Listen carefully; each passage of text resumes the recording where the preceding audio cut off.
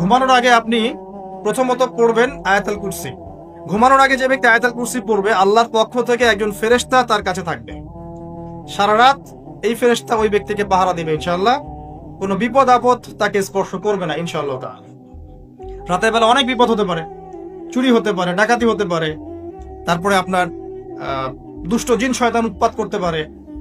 এছাড়া আপনার জাদুবিদ্যার কাজ হয় রাত্রেবেলা, মানুষ এগুলো করতে পারে, কুফরি কালাম করতে পারে, ক্ষতিকর প্রাণী আপনাকে কামড় দিতে পারে, অনেক কিছু হতে পারে। আপনি তো ঘুমের মধ্যে আছেন, আপনি জানেন না কি হচ্ছে। অতএব আয়াতুল কুরসি পড়বেন, ইনশাআল্লাহ আল্লাহ পাক আপনাকে হেফাজত করবে ইনশাআল্লাহ।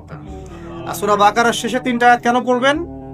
কারণ নবী সাল্লাল্লাহু আলাইহি ওয়াসাল্লাম বলেছেন, রাতের বেলা সূরা বাকারার 3টা আয়াত যে ব্যক্তি পড়বে, সারা রাত যদি আপনি নফল নামাজ পড়তেন যে নেকি হতো, এই 3 আয়াত পড়ার মাধ্যমে সেই নেকি হয়ে যাবে। ঠিক আছে? সারা রাত ধরে নফল নামাজ পড়া কি কষ্টকর না?